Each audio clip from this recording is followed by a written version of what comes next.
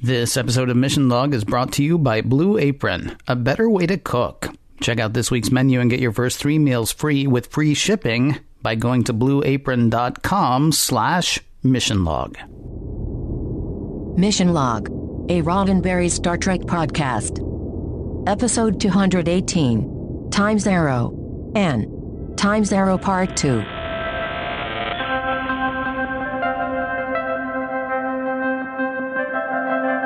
Welcome into Mission Log, a Roddenberry Star Trek podcast. I'm John Champion. And I'm Ken Ray with a question. Can you help out a podcaster? Help out? What's wrong? I am not ready for today's show, John. Oh, that is unfortunate. I require large amounts of whiskey as a liniment. Because podcasting? Sure. Yeah, let's go with that. Okay, this week, Time's Arrow, the one where they find Data's head in a cave in San Francisco, and Guinan hangs out with Mark Twain in San Francisco. Then don't touch that listening device. It's Time's Other Arrow, or Time's Arrow 2, the one where Data loses his head in a cave in San Francisco, and Mark Twain hangs out on the Enterprise.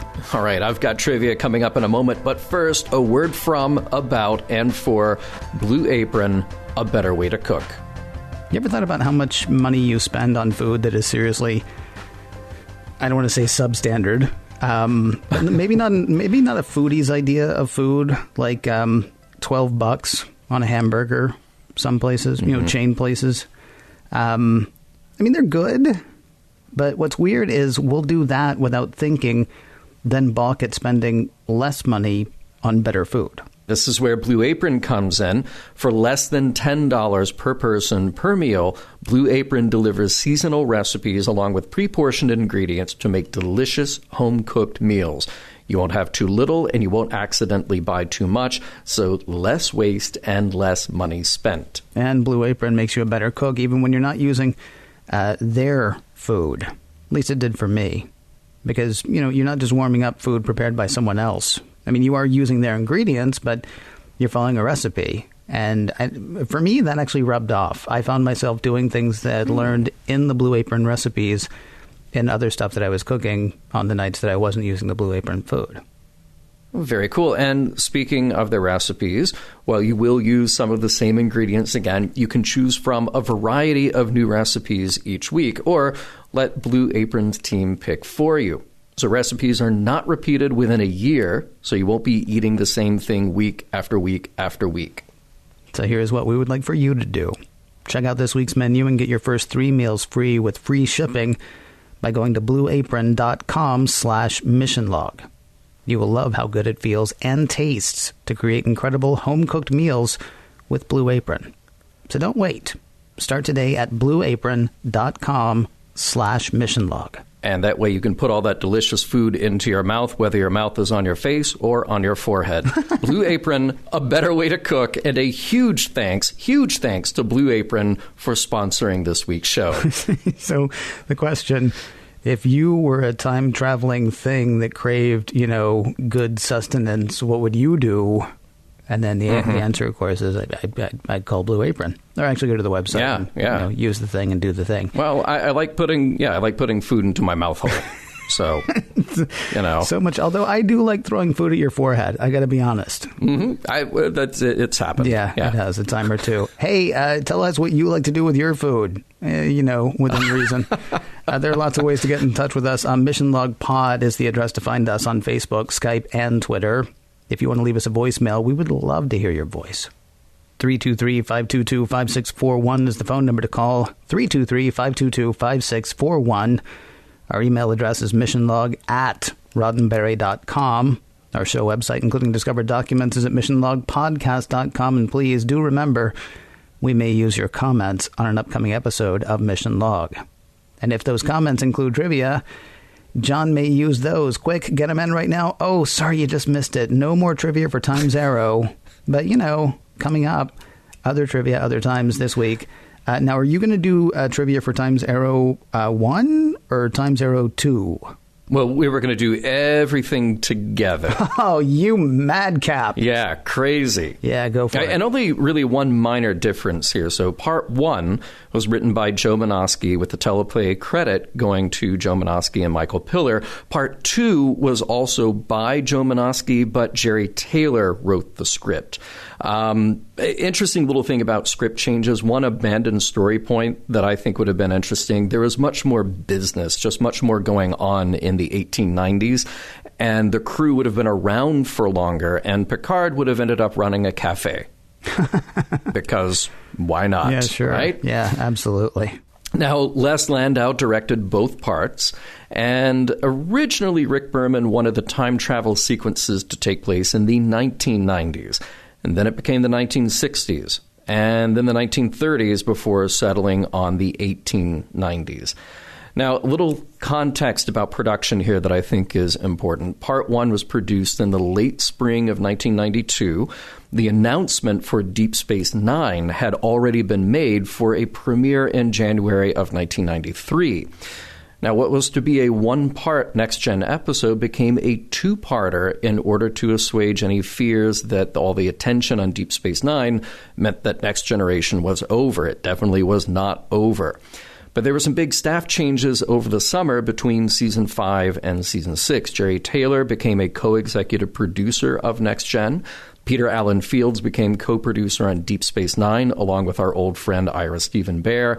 David Livingston would become supervising producer of both series, while Dan Curry would oversee effects for both. Now, Ronald D. Moore would stay with Next Gen for a little while longer before bouncing over to the new show, and Joe Menosky just wanted to take some time off. It'll be a little later in Season 6 before we see his name again.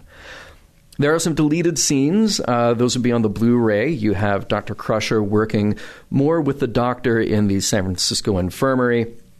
We also have a patient talking about the doctor to Geordi and Deanna, and it's not just that that doctor is limited by 19th century medicine. What we learn in these deleted scenes is that this doctor is also kind of an unfeeling jerk. See, here's what's interesting, though. I did not see those deleted scenes, and I could totally read that subtext off Beverly.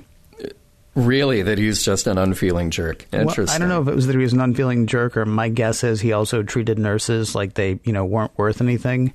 Oh, yeah. Because when he came over and said something to her, there was just something in her body language that was like, oh, she hates him. Yeah. And what he said was not, hey, you're new here. Yeah, good point, that. All right, we have some historical notes about Mark Twain. The writer, Mark Twain, nom de plume for Samuel Clemens. He was born in 1835 in Missouri and is most famous for his novels The Adventures of Tom Sawyer and Adventures of Huckleberry Finn. As a journalist, he wrote literary criticism, social commentary, travel articles, and left behind a vast treasure of short stories and letters. Now, he probably was not in San Francisco in 1893. More likely, he was in Europe, and he would later come back to New York a few times to sort out his financial issues at the time. But Twain is as good as any historical figure to encounter the crew of the Enterprise. He was a strong supporter of science, women's rights, keen critic of injustice, and supporter of progressive politics. He was born with Halley's Comet and passed away 75 years later with the return of Halley's Comet in 1910. Incidentally, that pocket watch would likely have been given to him by his wife Olivia, whom he married in 1870. In this episode, there are a handful of biographical details about Twain and a direct reference to his story, A Connecticut Yankee in King Arthur's Court. Now, Jack London, real name John Chaney, he was born in San Francisco in 1876, which means he would have been 17 in 1893. He worked at a cannery until 1892, then he went to sea in 1893. Returning from Japan in late 1893, he found the U.S. in the grip of economic depression, and he took up work in a jute mill and in a power plant. Of course, he went on to become a writer of some renown. He died at the age of 40. Now, we have a reference to Alfred Russel Wallace, who was indeed a well-known scientist of the day, primarily an evolutionary scientist who was a contemporary of Charles Darwin when it came to publishing his findings. He also believed in some crazy stuff, too, so not a bad foil for Mark Twain to talk about. So what else was happening in 1893? Well, I'm glad you asked. Well, Grover Cleveland was president. There was an awesome World's Fair happening in Chicago, along with one of the most prolific serial killers in American history. In San Francisco, the San Andreas Fault Line was detected. That might be handy knowledge a few years later. And let's see, in this episode, we have some props being reused from Power Play. Those power beacons that were used for the transporter are used here for phase shifting. The newspaper with the announcement about Guinan's literary reception does not have an article about her. I actually did a freeze frame on it. The text is actually about property and housing regulations, but it's all vague nonsense. And in fact, it is the same dummy text used in the newspaper props in City on the Edge of Forever, in Star Trek IV, and just about anywhere you see a newspaper in Star Trek. And that ad on the back is for a young girl needed to ride diving horses at the state fair. Nice. So we do have some locations used. In Part 1, Olvera Street and Pico House, which are some of the oldest areas of Los Angeles. I went there not too long ago, and what's cool, you can also see Olvera Street, well, in many movies and TV shows, but very notably in Charlie Chaplin's The Kid. And a lot of those buildings just look exactly the same from back then as they do in Star Trek, as they do now. The New York Street backlot at Paramount was finished over the summer of 1992, so some shots for Part 2 were actually filmed there. And that backlot portion is still there today. Kind of a rarity in an era when backlots are used less often in favor of partial sets and CGI. So this episode, well, Part 2 has 2 Emmy wins, costume design and hairstyling. It was also nominated in the sound editing category. And I'm a little surprised it didn't win anything for makeup or effects, because I kept thinking, man, that is a really good model of Data's head. It helps that he's an android, so the makeup is already pretty thick, but it is still good and creepy. And across these 2 episodes, a lot of guest stars, so we'll just kind of go through them as quickly as we can here. The 2 Davidians that we see in human form are played by Mary Stein and Arvo Katajisto, and also Eugenie Bondurant. So Eugenie played the Davidian in Part 1, and then Mary Stein played that role in Part 2. Eugenie started her career as a model and was primarily a background player. Speaking of background, Arvo was too, and we have seen him in many episodes thus far. Eugenia will be back for another uncredited turn on Next Gen. We have Michael Aaron as Jack London, just a handful of TV and film credits to his name, but he moved behind the camera and also focuses on media services for nonprofits. Let's see, Ken Thorley as one of the poker players. We saw him before as Mott the Barber in the episode Ensign Row. We have Jack Murdoch as the old 49er. His TV career starts in the early 70s, and many guest roles led to a recurring role on Operation Petticoat, then appearances on Barney Miller, Charlie's Angels, Night Court, and Hill Street Blues. He had a role in Big Top Pee-wee, and he was Grandpa in a long-running series of commercials for Grandpa's discount stores. Some of his best work, by the way. Yes, yes. Mark Alaimo as Frederick LaRocque, the card shark. Now, we have seen Mark 3 times before in Next Gen, in Lonely Among Us, The Neutral Zone, and then as a Cardassian, Gul Macet in The Wounded. This is the last time we'll see him on Next Gen, but don't worry, there's plenty more of him to follow. Pamela Kosh as Mrs. Carmichael. Now, Pamela's career on TV really got going in the 80s. Appearances on Hotel, Dynasty, The Golden Girls, Highway to Heaven, and even a recurring role on Saved by the Bell. Later, she was on Dr. Quinn, Medicine Woman, ER, a recurring role on King of Queens. We will see her one more time in a different role on Next Gen. We have James Gleason as the irritating Dr. Apollinaire. Primarily, he's a stage actor, but you've also seen him in Revenge of the Nerds 4, Nerds in Love, and in guest roles on Modern Family, ER, and Dream On. He was a recurring character on The Days and Nights of Molly Dodd. Now, William Boyett is the policeman who gets punched by Riker. We saw him before as a policeman in The Big Goodbye. He was also in the sci-fi classic Forbidden Planet. Lots of TV appearances for him. Let's see, T.J. Hooker playing a cop, Simon and Simon sometimes playing a cop. He was on Emergency, and he was a regular on Adam 12 playing a cop, and he was on Dragnet a few times, sometimes playing a cop. Sort of a typecast after a while, it sounds like. Little bit, but a lot of it. And really, that's what every actor wants, is a lot of work. Yeah, and plus, you know, I mean, if there's one thing that I imagine Hollywood is always casting for... Cops. It's like cops and doctors. That's it. Cops and doctors. Yeah. Right. Maybe a judge. Maybe a jury member. Yeah. Alexander Enberg plays the reporter. He is Jerry Taylor's son, and he'll be back one more time in Next Gen, then again in Voyager with a recurring role. And finally, Jerry Hardin as Samuel Clemens. Wow. Now, we saw him a long time ago in Season 1 in When the Bow Breaks, and he'll be back for a guest appearance on Voyager. He's one of those actors who works all the time. He was Deep Throat on The X-Files. He has portrayed LBJ. He had recurring roles on L.A. Law, Who's the Boss, Melrose Place, and Dr. Quinn. Now, he had not played Mark Twain before taking on this role, but he took to it so well that he embarked on a one-man show called Mark Twain, A Man and His World soon after shooting this for Next Gen. It was developed and originally directed by Les Landau, and he performed that role on and off for about 20 years. I would absolutely live to see Jerry Hardin as Mark Twain and Hal Holbrook as Mark Twain tonight. Yep. Just see him go at it on stage. Just, you know, right. That would be, you know I'm a nerd, but sometimes I surprise even myself. The fear of death follows from the fear of life. A man who lives fully is prepared to die at any time. Mark Twain.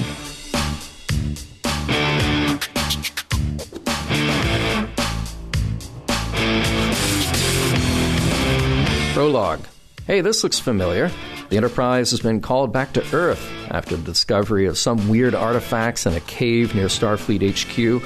There's a watch, a gun, some glasses, all from the 19th century. But there's also triolic waves which were not from Earth in either the 19th or 24th century. Oh, and there's Data's disembodied head just laying around. Way to bury the lead of the story, Starfleet guy. Act 1. So there's Data, examining Data's head like it's no big thing. Everyone else seems to have a problem with this. Riker is frustrated. Geordi is worried at the prospect of losing his friend. Guinan is just kind of contemplative. The head has been sitting around on Earth for 500 years, dead as dead can be. It definitely is Data's head, but here he is now examining it, and well aware that this could indicate some wibbly-wobbly, timey-wimey stuff in which he dies in the past, which is probably coming up in Data's future. There is one clue about what's going on, a fossilized cell that comes only from Davidia 2, which is where we'll be heading shortly.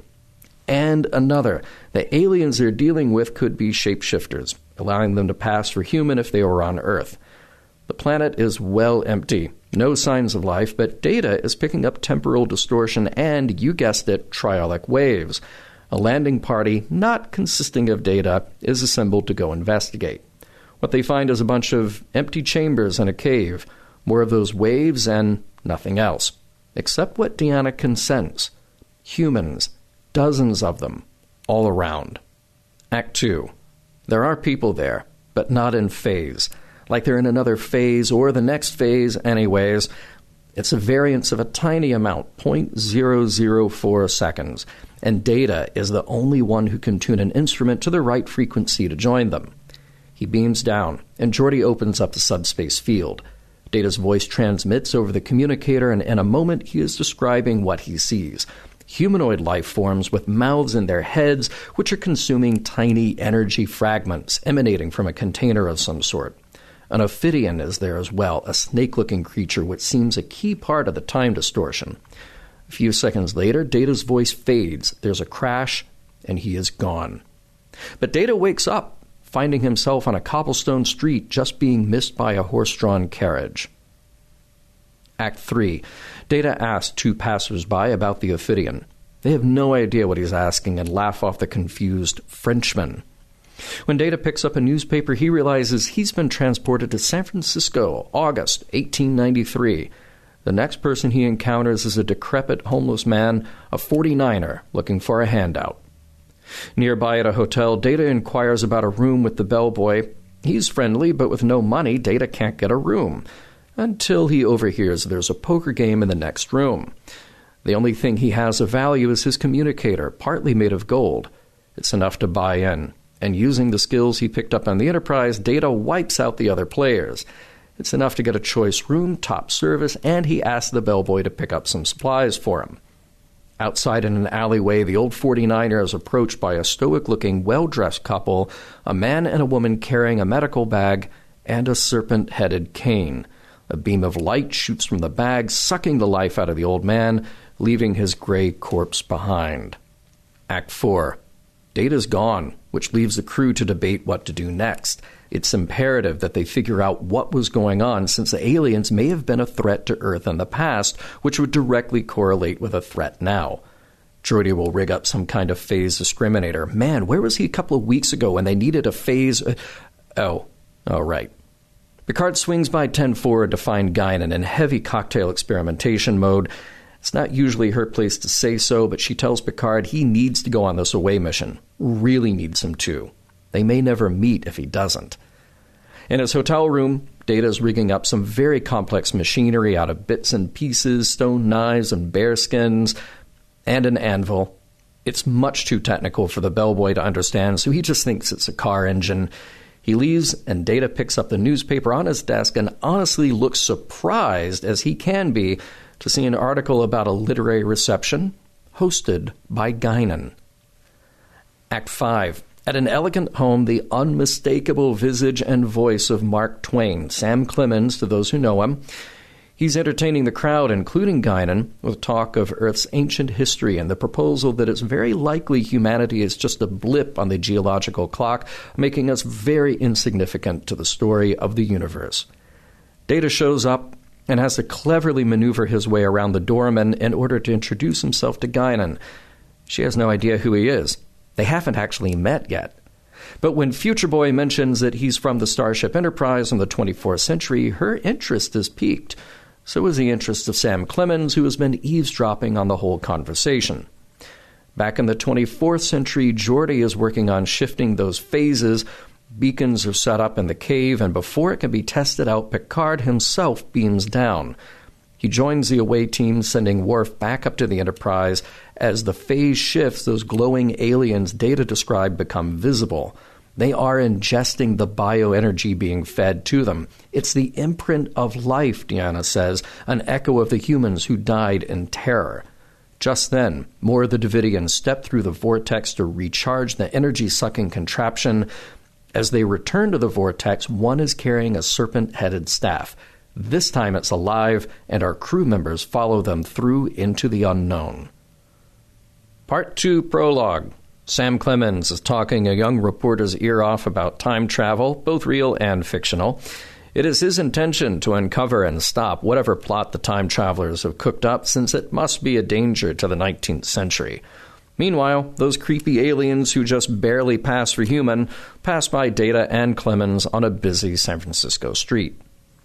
Act 1. The away team are right at home in the 19th century, though Dr. Crusher has a tricorder hidden in her dress. She and Riker are in a morgue examining bodies of cholera victims, but they didn't die from a virus.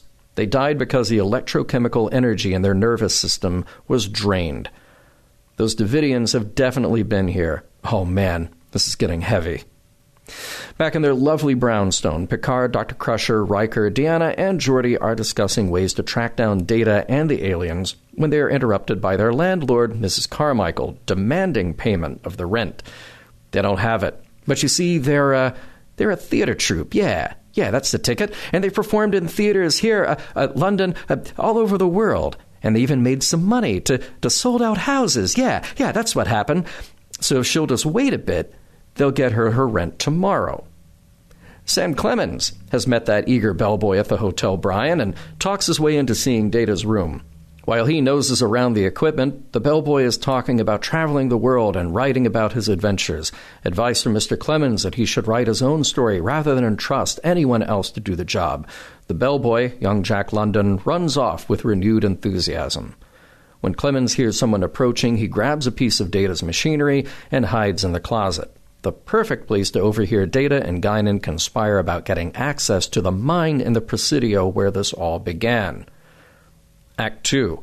With Clemens discovered, he starts to rant about uncovering their plot, which Guinan insists there is none. No amount of bobbing and weaving with false explanations can convince Clemens that they aren't invaders from another century, and he leaves to spread the story. In the hospital, Picard has set up a beacon to detect the triolic waves given off by the Davidians, and Dr. Crusher attends to the cholera patients when in walk those aloof aliens. That sets off the beacons, which also sets off Data's machinery in his hotel room, leading him to know exactly where they are. Confronting the aliens doesn't do much good. A phaser shot from Riker only slightly irritates one Davidian, but they both dematerialize to get out of there. They did leave behind that serpent-headed cane, though. In all the ruckus, the real police arrive, and Riker has no choice but to knock out one of the policemen in order to make an escape. And with expert timing, Data arrives with a carriage. Act 3. Back in the Brownstone, Geordi activates the Ophidian cane by firing a phaser tuned with the same frequency of triolic waves. Sure enough, it comes to life and starts opening up tiny space-time distortions. Just then, Mrs. Carmichael comes back to collect the rent, but they are ready for her this time, forcing her to jump in and read a little of Titania from A Midsummer Night's Dream. She's terrible, but the flattery from the crew is all she needs to forget about the rent, at least for another moment. Guinan is waiting for Data in his room at the hotel to let him know that she has arranged to get them into the mine at the Presidio. When Picard walks in, it's a strange moment. She doesn't know him yet, but he assures her that she will. Sam Clemens has turned up again, nosing into the reporter's story about all the strange happenings in town. He's putting two and two together and heads off to the Presidio, promising he'll bring details to the reporter later. Geordi surmises that the cave they're in acts as a sort of lens, focusing the time distortions to right where they are. Even if the technology is incompatible with their own, the crew have to try to get back so they can destroy the cave on Davidia 2. All a great idea, one that is interrupted by Sam Clemens crashing their party and holding the away team at gunpoint. Before he can strong-arm them into coming back to the police, the not-very-human aliens show up again to retrieve the Ophidian cane. In the struggle for it, a time portal opens up, but Data loses his head. Literally. This is the point in the past where Data's head separates from his body.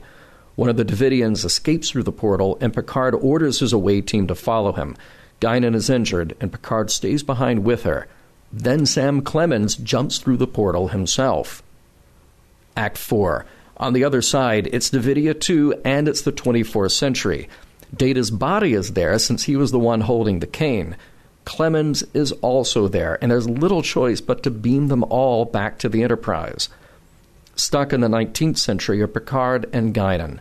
She's hurt, but will be all right, and she realizes that Picard stayed behind to help her, an act of friendship she won't even be able to mention when they meet again in 500 years. In the 24th century, it's Guinan and Riker, and this time it's Riker asking Guinan for guidance, anything at all, to help him decide what to do. She can't. She won't.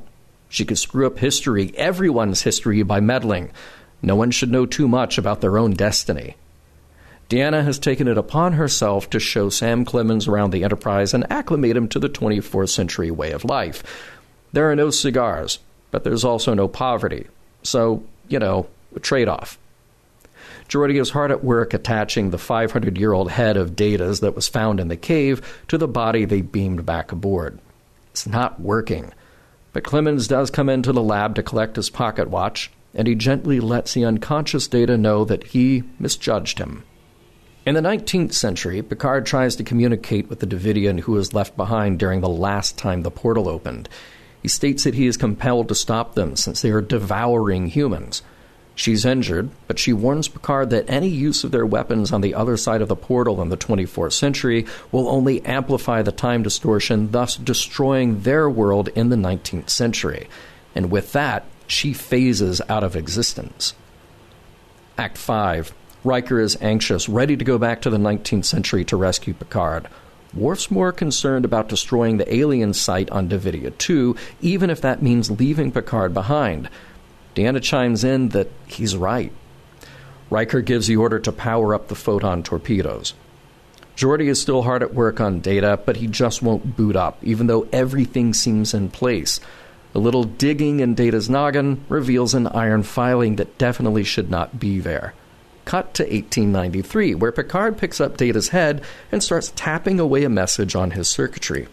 Worf, meanwhile, is getting those photon torpedoes ready, and Geordi is having a little more success at getting Data up and running again. When he powers up, it's only a few words: alien, torpedoes, phasing. The message is from Picard, and Data relays that any plan to fire upon the Davidians should be stopped. Geordi needs to recalibrate the weapons so that they phase shift enough to actually destroy the Davidians in their own timeline. Meanwhile, Riker plans to return to the 19th century to rescue Picard, but Dr. Crusher warns that their technology can only open the rift temporarily. At best, only one person can go through. Sam Clemens volunteers. After all, he belongs in the 19th century, and Picard belongs here in the 24th. Clemens says his thanks and goodbyes. A moment later, he runs into the cave where Guinan and Picard are. The portal put him down to the wrong location, which ate up some time for him to get there. It's Picard's turn now, and not a moment too soon, since the long wait has forced Riker to assume Clemens didn't make it. The photon torpedo launch will proceed in 5 minutes. Now it's time for Picard to say his goodbyes to Clemens and Guinan before he activates the Ophidian and transports back to his own time. Photon torpedoes are exploding around him, out of phase, and the captain is safely beamed back aboard the Enterprise. As the Enterprise heads out, Picard visits his old friend Guinan. Everyone is where they should be, and Sam Clemens makes sure Guinan is rescued from the cave just before he leaves his watch on the floor, to be discovered in 500 more years. The end. Leaves his watch on the floor next to the android head. Yeah, ignore the android head. Nobody noticed in 18... Yeah. Has some forever. 1893, was it? Yep, 1893. So I'm thinking bringing the Enterprise back to Earth in the very beginning totally has to be like an admiral move. Yeah, which is usually not a good thing, right? Right, yeah, exactly. Because I'm thinking Admiral 1 says, do you think we should tell Commander Data that we found his head in the cave? And Admiral 2 says, let's surprise him. Right. I would think at some point they'd be like, so why are we here? And then they even get there and the scientist is like, ooh, we found this watch. Yeah, right. This cave is like a really old cave. And, there's your head. Mm-hmm. Mm-hmm. Right? It seems... Yeah. They have a flair for the dramatic, for sure. They do indeed. They do. As you said earlier, way to bury the lead. Yeah, It's just kind of like, Yep. Oh, yeah, that. We're working on being cool in Starfleet this week, so, yeah. You know who else has a flair for the dramatic? And that would be Picard. Because he asked Data about the head, and he says, no, Laura's head is type L, my head is type R. Type Picard, R? His eyes just like pop out of his head, type R. Right. And I'm like, wow, you are really invested in knowing this thing that is totally irrelevant to you, you know? Yeah, I have to guess there were like 20 different reads of that line. Mm-hmm. Just give it to me big. Just give it to me big. We got to roll on. Type R. Okay, good.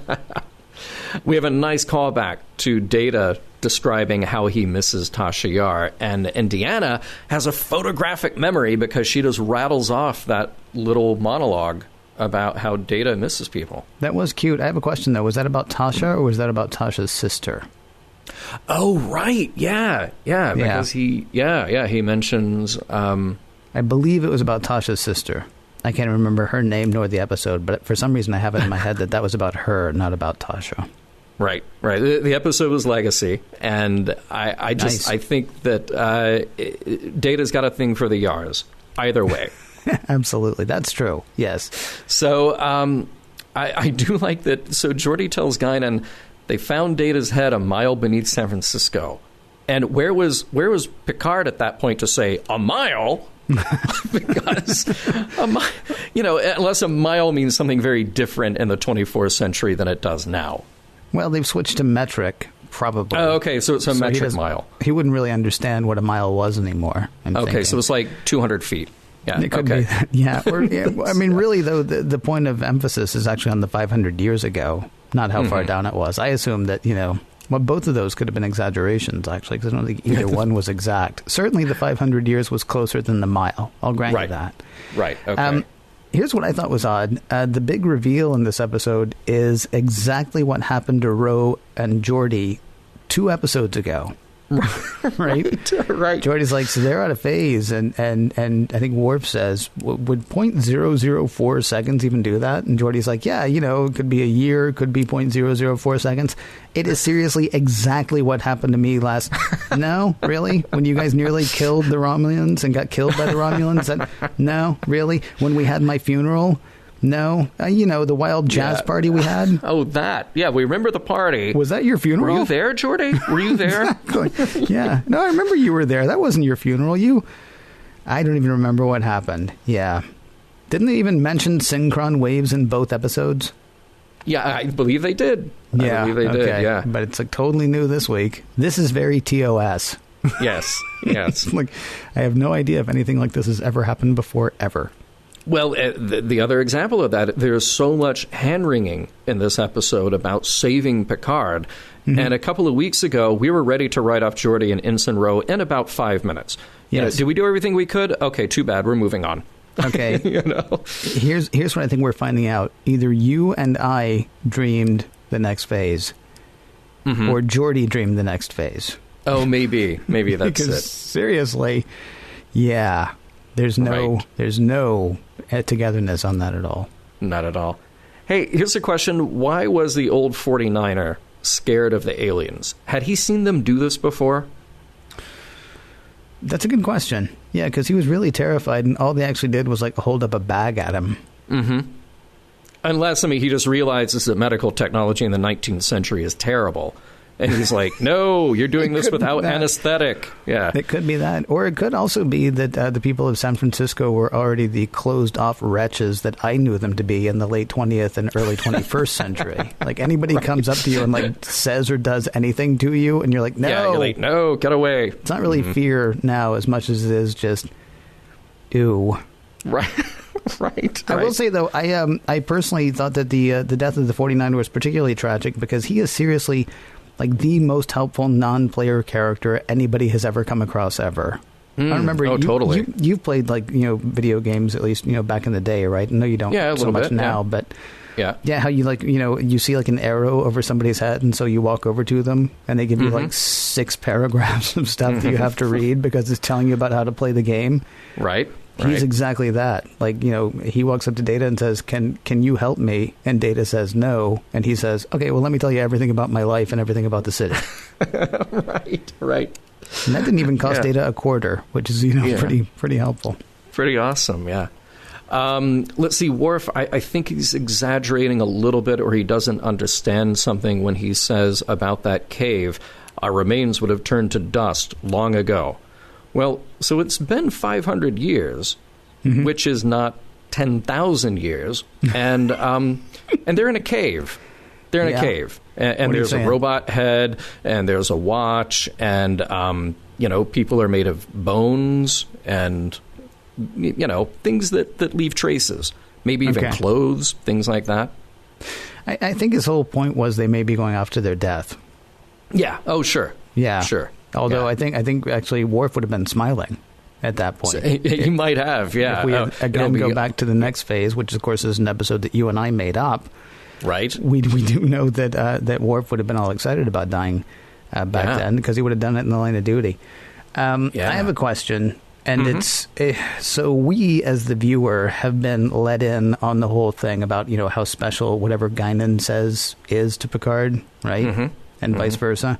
I don't know that everybody else is as hip to that, and I'm wondering why they didn't question him just a tiny bit more when he's like, I have reason to believe my presence on this mission is of paramount importance. And I just wanted Riker to say, why? And then Picard could say, my bartender told me. And at that point he'd be like, yeah, normally I would say the captain shouldn't come, but really if this is how you're going to treat your safety, fine. Whatever, dude. Just do it. Just come on in.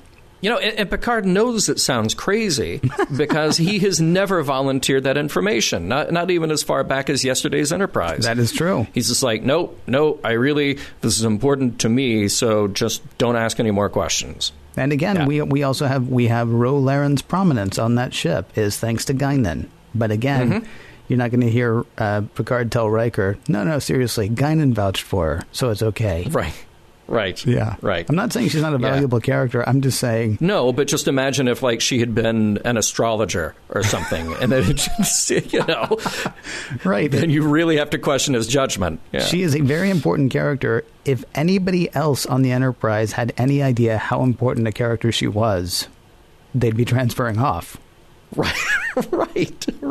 Exactly.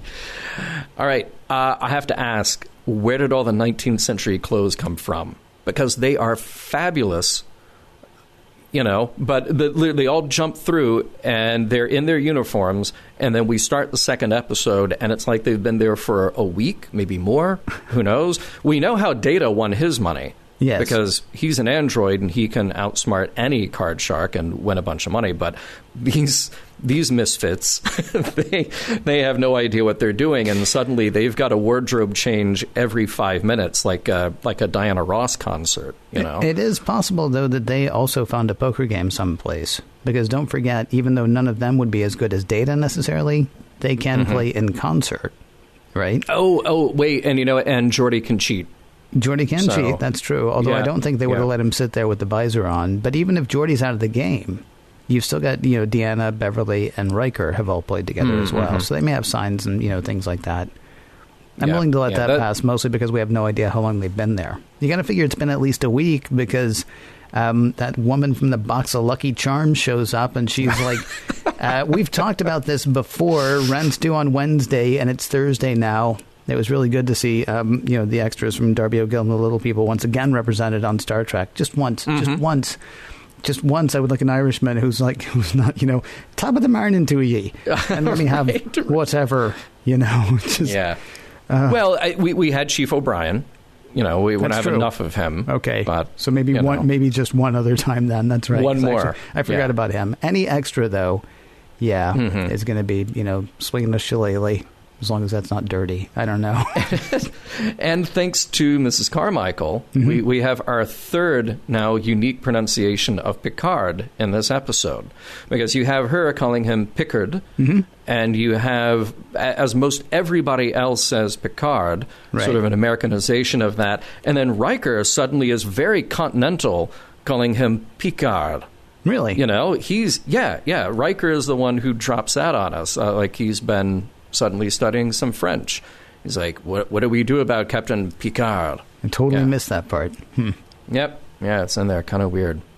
I love what we do here to expand the relationship between Guinan and Picard. It is really nice because we've mentioned many times before, and even Guinan is one who says, like, I have this thing for bald men, and a guy did something that saved me long ago. And really, so we're kind of at least retconning, if I may use that word, what it is about their life together is finally revealed in this episode. I thought that was really cool. Now, I wondered, did she really need to not tell Riker what to do? I mean, even just saying, like, hey, don't blow up that place until we get Picard back might be okay, because there are other things that have already been revealed, like telling Picard, you need to go on this mission. Right. So that's a reveal about future information. So even just a little bit of a reveal is saying, like, hey, don't fire the photon torpedoes right away. Yeah, here's the thing, though. That's her past. She can't mess with anybody's future, and this is now her future as well. She doesn't know what happens to Picard past this point. She only knows what happened 500 years ago. Now, of course, you set up the usual time travel paradox of, it wouldn't have happened if she hadn't been there to make it happen, but then she wouldn't be there to make it happen if it hadn't happened. It didn't have it out, yeah. Yeah, that whole thing. But Picard could have died at that point, and while that would have been sad for her, that doesn't screw up any timeline. I mean, except for Rasmussen's. It should, right, exactly. It doesn't screw up anybody's timeline who's, from our timeline. Yeah. I mean, either way, it's academic because the photon torpedoes don't seem to just power up right away. So power up the photons, Mr. Worf, and let me know when they're ready. And the answer always is now. They are ready right now. It's like literally all the time they are ready. It's like getting in your car and turning on the headlights, because you could be in the middle of space with nothing going on, and if an enemy ship shows up, then Picard just looks behind him and says, get the photons ready, and they're ready. Like, you could fire them right away. Nice to see there's another Bolian on the ship. He's clearly headed to the barbershop with great speed. I did wonder when they were heading back through the portal the second time around, why didn't somebody just say, hey, we should grab Data's head and take it with us? But I understand, maybe another time paradox, maybe a problem there. But then you wouldn't have had Picard with the opportunity to tap a message into Data's head. But I did ask myself, how would Picard know that in the 19th century that Riker in the 24th century was ordering a photon torpedo array to be shot at Davidia 2? Yeah, well, remember in the next phase when, that episode that we made up where you're like, Geordi should have been like, hey, Data, it's me, Geordi. How's it going? Listen, maybe you're right. Picard could have actually just like written a note and stuffed it in Data's mouth. Yeah, right. And it would have been a bit like Silence of the Lambs. And then, of course, the problem is as soon as they found the head, they would have just opened his mouth and said, oh, well, now we know exactly what to do when we, in the second half of Times Arrow Part 2 could have actually just been like a travel log of San Francisco in the late 1800s, I suppose, because they would have had plenty of time, because they would have known exactly what to do and do it. But it's weird that they had to be so cryptic about the whole thing, because, I mean, heck, he could have scratched something in the stone right there. But then again, then the problem is Starfleet finds that and like, hey, don't even call the Enterprise. We know exactly what to do. And then they would have pulled that letter out of, Data's head, and it would have said, on the day you come back, Libyan terrorists are waiting to shoot you. No, I can't know about that, John. I can't know about that. No? Oh, okay. Hey, here's a quick tip, by the way. If you're Mark Twain, or really anybody from the 19th century, and you smoke a lot of cigars and you drink a lot of brandy and you lead a hard life, go to sickbay on the Enterprise and get a physical before you go back to the 19th century. Oh, please. She's just going to tell him to smoke fewer cigars and drink less brandy. You think Mark Twain wants that? Come on, dude. Seriously. I do have one question, though. So he's on the Enterprise for like a day, maybe, an hour, maybe. We get the big nice moment between Guinan and Picard. Why do we not have a scene with Mark Twain and Guinan? Oh, yeah. That actually would have been kind of a rewarding thing, I think. I mean, to like have him see her and know that, their theoretical conversation wasn't theoretical, and maybe drive a bit more home about their argument. And plus, as you point out, drinks a lot of brandy. I mean, if I'm Deanna, even if I don't know that he's met Guinan, I'm like, I'm taking this guy to the bar because this is a lot.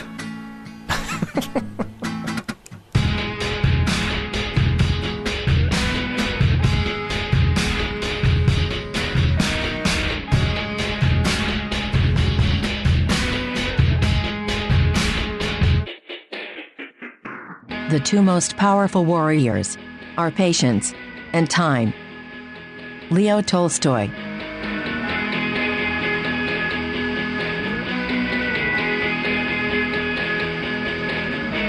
John, I know you love speaking in song lyric, and you know I love speaking in song lyric. One of my favorite lines from They Might Be Giants. Sure as you can't steer a train, you can't change your fate. I think fate is, like, from our aspect, fairly debatable. But the seeming ease with which Data accepts his demise is absolutely fascinating to me. Now, he's in an interesting position as far as fate is concerned. He is literally holding his head in his hands. Yeah. Okay. Yeah. And I don't mean, like, not the one that's still attached to his neck, or still attached to his body, rather, but the one that's, that he found on a cave floor. Right. The first one or two viewings for this week, I thought of this entirely as a death and dying episode, though I actually got off that on the final viewing and found some other interesting stuff to me.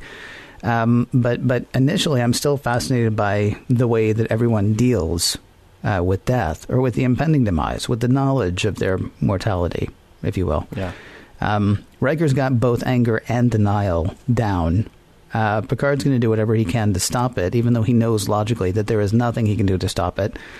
And Geordi, I think, has my favorite reaction of all of them. Mm-hmm. You know, it's sort of like, and I don't know if you've done this, but like your friend's going through a hard time and it really sort of, you know, you want to talk to them about it, but not because you want to be helpful to them, but because you really want to talk to somebody about what's going on, right? Right. So Geordi says, wow, do you want to talk about it? And Data says, not particularly. Do you want to talk about it? And Geordi's like, yeah. Which I just found all of that kind of fascinating. Initially, I mean, and maybe it's, well, I don't want to say hang up, but I will. Maybe it's my own hang up on mortality. But I mean, when I first watched it, all I could see was, it's about accepting mortality or accepting your fate in a way. Although I'm not sure that's where I ended up on the episode, but that's certainly where I started. Well, I think that's a heavy focus in part one. I think it's less so the focus in part two. Part two, you just have to have the fun adventure and wrap it up, you know? I know. Well, except it was at Act 3, I guess, when his head pops off, and then all of a sudden we're like, oh, yeah, Data could have died here. Right, right. And did. Yeah. Huh. But I think we're still resigned to the idea that by that point it's like, okay, well, how are they going to wrap this up? It's not about just Data's dead because we assume Data is coming back. But, I think the contemplation was there in the first episode. The first episode and throughout that first episode. But by the time we get to the second, it is not as much. I mean, I think it's a fascinating thing that even Data says life was terminated 500 years ago. So everybody on board, including Data himself, they were referring to Data as living and dying. Like, this is no longer a question about Data being alive. That's just sort of how we all accept who he is. And I think it's really fascinating that Data kind of finds comfort in the idea that his existence is finite. So otherwise, it would remind him that he's artificial and that all his friends will die. So it gives him, as he says it, a sense of completion, which is, well, it's an interesting way to look at it. It's kind of the pragmatic, unfeeling way, if Data has no feelings, to say that there is an end goal, there is an end point, just sort of like completing a mission. He knows, when he gets to that point, that is the end of that mission. But all of this is wrapped up in emotional language. Even if Data doesn't totally understand other people's reactions, well, there has to be a part of Data that understands those reactions because he's been through it before when he was on the other side, when Tasha Yar was taken away. These are things that he has experience with. Heck, 2 weeks ago, again, 2 weeks ago, he had this. His best friend, quote, died, end quote, as did Ensign Rowe. And everybody was walking around thinking about this stuff then. Except what's weird is you actually got more, and maybe it's because you got more contemplation of it in this episode, maybe because it was both a very real thing and also a theoretical. Yeah. Right? Yeah. I mean, because Geordi and Rowe are just gone. Yeah. Now, granted, most of our A-plot in that episode is actually watching Geordi and Rowe try to get back to being alive. Right. I mean, maybe we would have had a very different episode. I couldn't help thinking of thinking back on that episode especially, and it's been coming back to me more and more since we watched The Next Phase. The episode of Buffy the Vampire Slayer, spoilers, by the way, this show's like over 10 years old. I've watched it twice now all the way through, so don't start with me. But I'm telling you right now, if you don't want to know something that happens in, I think, season 5, I'm giving you 30, not even 30 seconds, I'm giving you 3. Okay, time's up. Buffy's mom just drops dead one day. She comes home and her mom has died. I think she had a stroke or something, and she's just dead. And the rest of that episode, and I think maybe even into the next episode, like you'll see things happen where Buffy's imagining or dreaming or thinking about either all the ways she could have saved her, all the things she could have done, or at one point, I think the scene opens back up and Buffy just walks in and there's her mom again. And that to me felt like a really, honestly, yes, I know we're talking about a show about vampire slayers, but it struck me as a real, like, a real examination of just how jarring that whole thing can be. Right. Which they sort of missed that, I think, in the next phase. And here we get a very, not clinical, but dispassionate look at that. Mm-hmm. And I know there are people who feel the same way. I know there are people walking around like that right now, actual people who have not found their heads in a cave, thinking, yeah, when that happens, I'll be okay with it. Mm-hmm. I don't know about you, man. I'm not there yet. No. But it's interesting, though, that this is kind of a recurrent theme in science fiction. Is whenever you're presented with a story where somebody, say, artificially extends their life, usually the moral meaning message at the end of that story is that that's a crazy thing to do. Because all you do is see your friends around you die, and there is no sense of completion. The prospect of forever is terrifying when it actually means forever, when there is no end in sight. Not that you and I will solve that right away, but it is sort of a literary theme that you see a lot whenever that's something that's contemplated. It's very much very much a Star Trek theme as well. I think we decided at the end of TOS that one of the big themes that ran all the way through that series, life prolongation, is going to get you. Right. I mean, that's what happened with Miri. I can't remember which other ones that happened with, but I want to say there were 3 or 4 things where it's like, oh, yes, I'm going to live forever. Yeah. And Kirk was like, nope. Or nature was just like, nah, that's not going to happen. Right. We're going to have to kill you. Right. Go back to Mary. Yeah. Well, and also don't go back to Mary. Just trust us. Yeah, don't go back to Mary. But also see any number of science fiction books or any number of episodes of The Twilight Zone, or it seems like when things like that come up. I mean, you mentioned Buffy the Vampire Slayer. In vampire literature, that's often a thing that's really terrifying to those who live forever, is that they actually have to live forever, and that's a terrifying prospect for many of them. So let's talk a little bit about that Deanna and Mark Twain scene, them walking through the halls of the Enterprise. I think it's so great in so many ways. Now, it's totally one of those on-the-nose scenes, but it tells us a lot.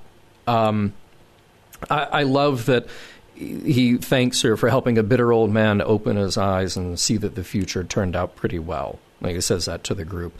And we've dipped into this a little bit before. It's Star Trek dropping and I say this with a little c, not a big C, Star Trek dropping the little c conservative point of view in favor of new ideas, new ways of thinking. And, Mark Twain was probably the right guy to see that world. Could have been H.G. Wells or Jules Verne or maybe a handful of other 19th century progressive writers too, but he's kind of the right guy. And this is the way that Star Trek every now and then gets to sort of reach through the TV and grab the audience and say, see, here are the things that we value.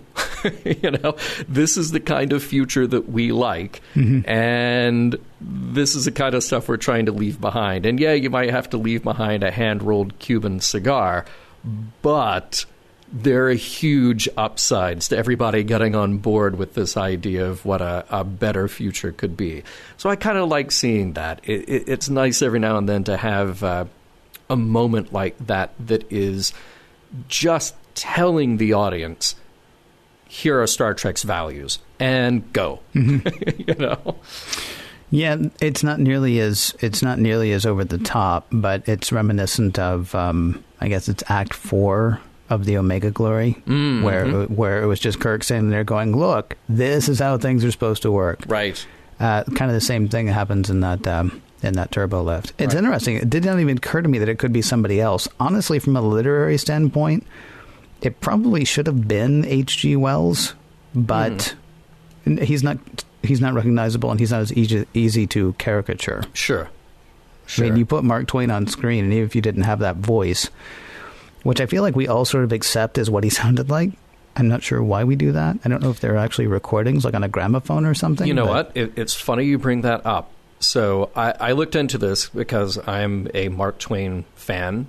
And Mark Twain was given an early wax cylinder recording system by Edison. And he tried it out just to take notes, and he hated it, so he broke them all. Okay? Awesome. Now, here's the thing, though.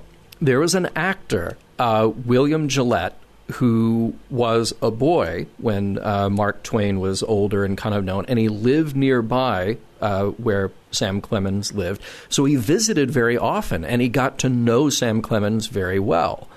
And as a boy and later as an adult, as an actor, he would do imitations of famous people, one of those famous people being Mark Twain, who he'd known something for like 30 years. So later on in his career, William Gillette was recorded doing his imitation of Mark Twain.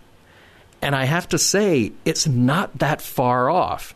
Okay. It's a little bit slower, a little bit lower. Yeah. But it's really not far off at all. So that exists out there on the internet if you want to give it a listen. I think it's fascinating. I'm sorry for being cynical, though, but I mean, we only have his word to go on. Well, it's like, I do a great Moses. Well, no. Historically, people who knew Mark Twain and who were around it said that this was as dead on as anybody ever got. So it's historically accepted that this was as close to Mark Twain's voice as you can find. So all right. I definitely recommend. That honestly makes me feel a tiny bit better because I've always wondered why we all think we know what Mark Twain sounds like. Mm-hmm. Well, because we all do. Yeah. And that's about it. Mm-hmm. So I also like the conversation with Deanna and Clemens. Though I personally got more out of the talk between Clemens and Guinan. I think because, as you say, the conversation between Deanna and Clemens is very on the nose. Mm-hmm. There's very little interpretation there. There's, here's what. And Clemens going, okay, here's what, right? I really like the conversation between Clemens and Guinan, though, especially Clemens' reaction to finding out that he's actually right. Yeah. That, humans are not alone. But let's start with, the Guinan part first, because it's, I think, it's a little bit more on the nose than the other. Yeah. Clemens argues that if there are other races, then there's nothing to humanity, basically, since it diminishes humanity's significance. And Guinan argues, or, says that one might argue that a diamond shines just as bright even in a pile of diamonds. Mm-hmm. And that's idic. Yeah, right? I mean, you find out that you're not the only game in town, and, to Guinan's point of view, that's great. The game gets more interesting with more players. It's kind of the Ubuntu idea, in a way. I found a couple of definitions of Ubuntu, because I've heard it before, but I wanted to check it out. And there are 3 definitions if you count the computer language. But its name, or the operating system, I guess it is, not the language. Yeah. Language is Linux. Ubuntu is the operating system, whatever. Its name comes from an ancient word out of Africa, and I found a few different things. It said like Bhutan, I believe, was one, but then I also saw Zulu was another, and so I don't know exactly where it's from. The one thing everybody does agree on is that it's an ancient word out of the African continent. Roughly translated, it means, or it's said to mean, humanity to others, though I've also heard it being translated as I am because you are. Mm-hmm. And then another translation I found online, I am what I am because of who we all are. And, there are those among us who seem sort of upset that another race, or another religion or another philosophy might be accepted or even deemed equal to one to which they subscribe. Right. But, I mean, on the other hand, there's idic. Here's what I think. Oh, that's interesting. Here's what I think. Wow. Yeah. Look what we can make now, which is kind of a... Kind of a neat idea. Now, where it gets really interesting to me, actually, is so Clemens is like, people are nothing. There are there's things all over the place, and races and planets and all this stuff. And then he finds out, that's true. And he's like, oh, get away. He wants to hit him with a cane if he had one. Maybe burn them with his cigar, which he does carry around with him all the time. It's all plots and concerns, and what are you trying to do to me? I do love the fact, though, that his curiosity does outweigh his fear, and he does jump through the portal.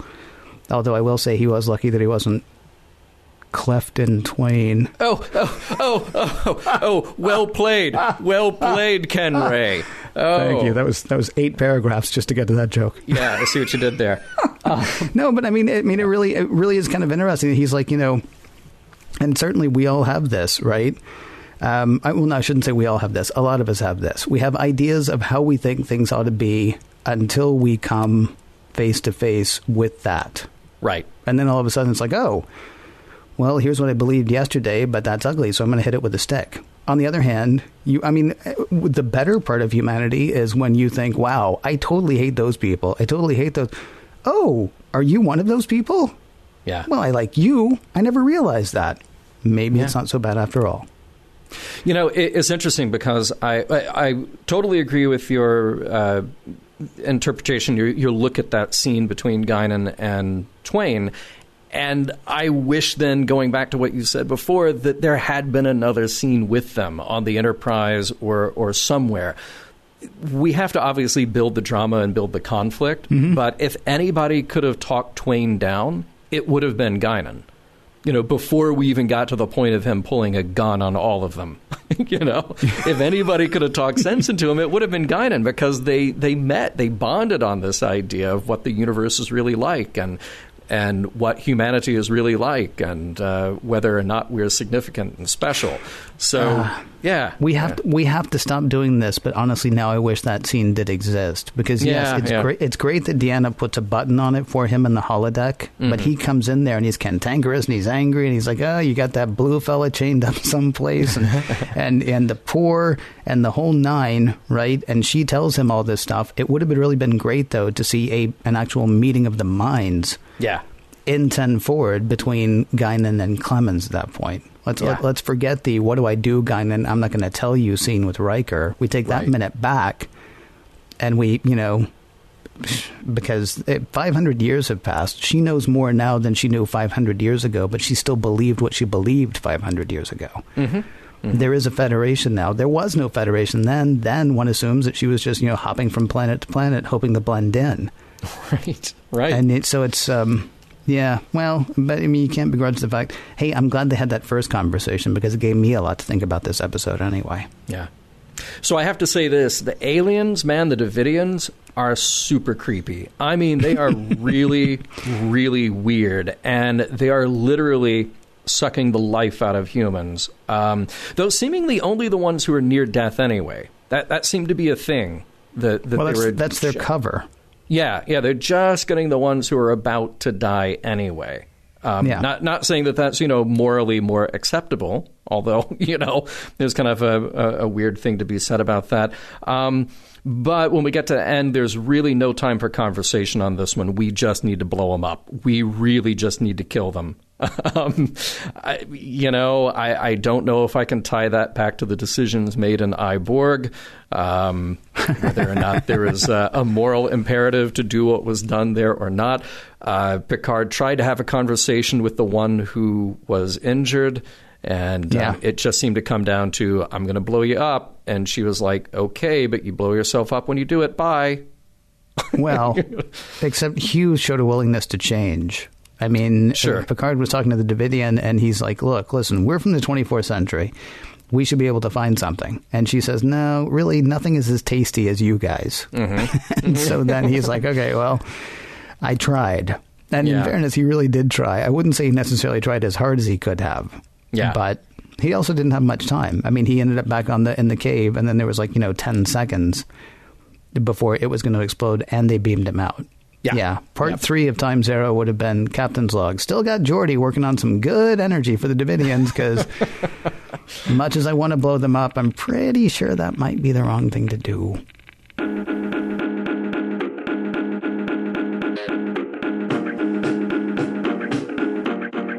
Time flies like an arrow. Fruit flies like a banana. Not Groucho Marx, even though everyone thinks so. We shot a podcast in the air. It fell to Earth. Time's Arrows, John. Actually, Time's Arrow Part 1 and Time's Arrow Part 2. I didn't even ask you about that. Is it Time's Arrow and Time's Arrow 2? Or did they actually say the Part 2 thing? Yeah, it's Time's Arrow and Time's Arrow Part 2. Part 2? Yep. So not like Unification and Unification 2? Oh, no. Yeah, it's Part 2, I believe. Yeah. Or was it Best of It? One of them I remember was not Part 2. It was just this and this 2. Right. As if it were a sequel in a way. Right. Might have been Best of Both Worlds. Oh, gosh, if only there were some resources that we could check.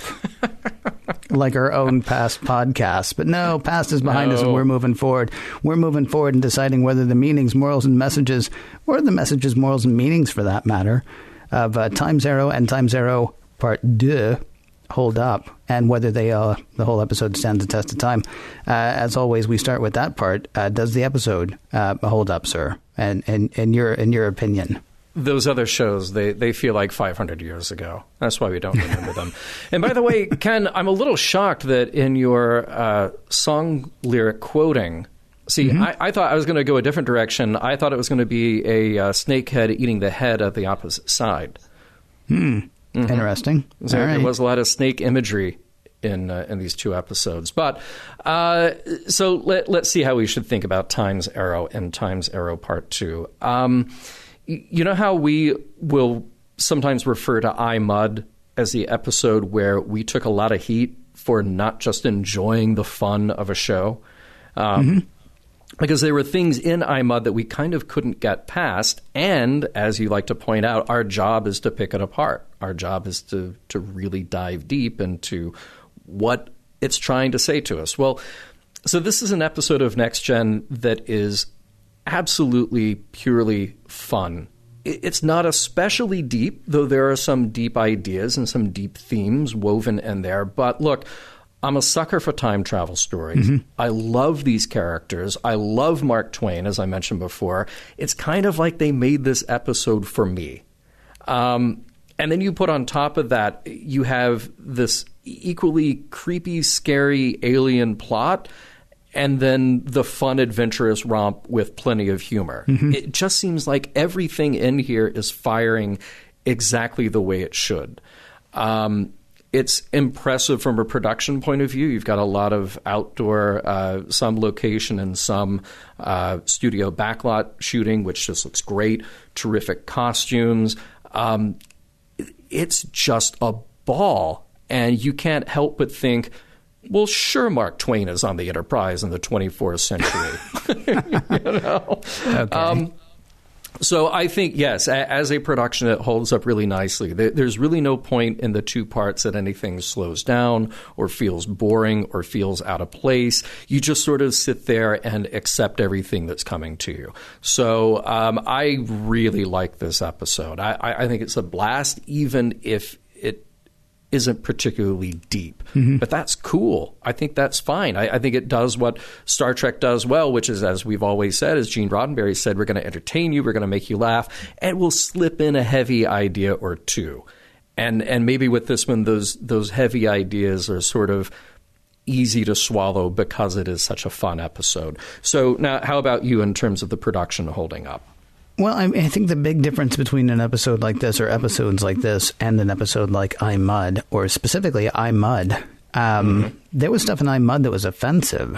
Yeah, I mean, right, I can have fun as long as you're not, like, you know, really upsetting me at the same time. But between the whole, you're going to work for work's sake until the day you die, you know, which is sort of one of the messages that I picked up from I, Mud, and then, of course, the sexism, the crazy sexism in that episode. Right. The crazy 1960s, you know, battle axe housewife sexism. Nothing offensive in this episode, I don't think, unless you're Irish, in which case you might be bothered by Mrs. Carmichael. Right. We did have one moment that nearly broke the whole show down for me, in the same way that in the next phase, when Ro touches her the panel that she uses aboard the Enterprise, Data was looking at the back of Data's own head earlier in the show. So I don't see how he didn't see the iron filing that Geordi found. Oh, yeah, right. Because it's big enough for the camera to pick up, which, you know, I guess it needs to be if that's the way you're going to write it. Yeah. But I would honestly rather have found a tech-to-tech explanation. And there was one other thing that did bother me.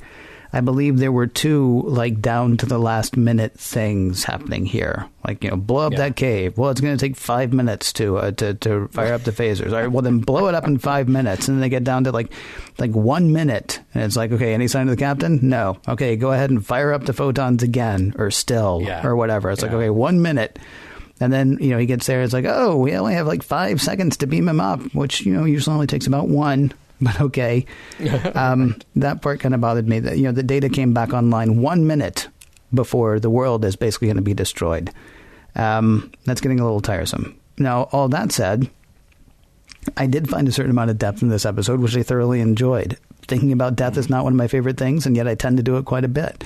So being able to play with that in the first episode was great. And the conversation between Guinan and Clemens really was great to me as well. And then as cartoonish as his portrayal is, I cannot help loving the Mark Twain, Sam Clemens presentation in this episode.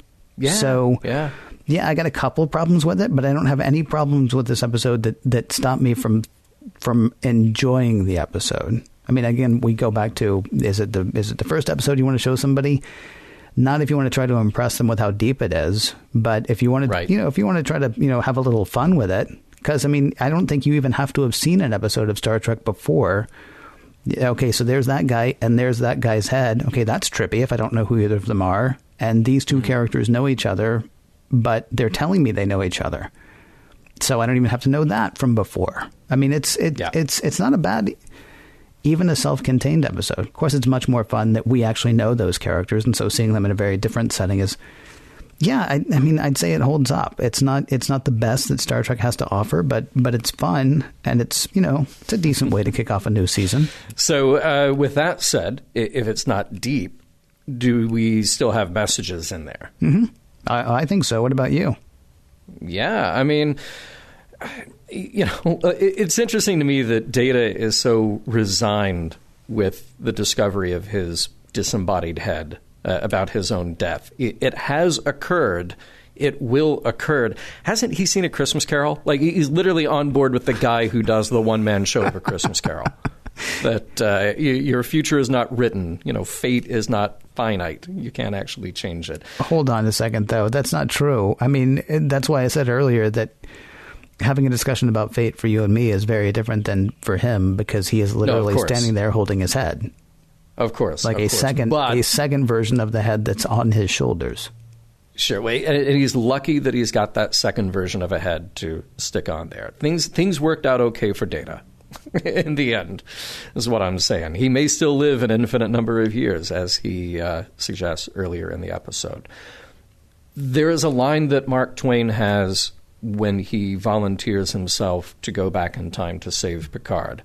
There's risk in everything. The point is, it's the right choice. So Mark Twain, without having seen an episode of Star Trek, knows the central message of Star Trek, or at least one of the central messages of Star Trek, which is pretty great. We talk about sometimes the right thing is not the easy thing to do. And Mark Twain knows that. And he tells everybody on board that he picked up that message from this episode. So I think that's a pretty good one, too. Anything else that I'm missing here? Well, I would just go back to, again, the conversation between Guinan and Clemens. The whole Idic / Ubuntu, the existence of another doesn't diminish me. It actually, raises us both. Right. That's hardly the message of the whole episode, but it's a message that I found gratifying, maybe inspiring even. We'll have to see. And then, of course, it's always fun to talk about death. Yeah. With that, Mission Log is produced by Roddenberry Entertainment, executive producer Rod Roddenberry. Find out more at roddenberry.com. And for more exciting Star Trek podcasts, check out Trek FM, that's trek.fm. And for the latest in Star Trek news and discussion, be sure to visit trekmovie.com. Next week, Realm of Fear.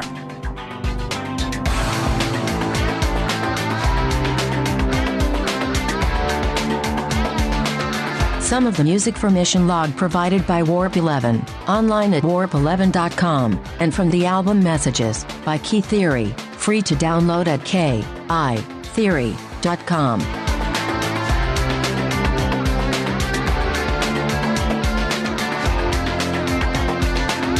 It is time to say goodbye, but I think goodbyes are sad. And I would much rather say hello. Hello to a new adventure. Ernie Harwell. End transmission.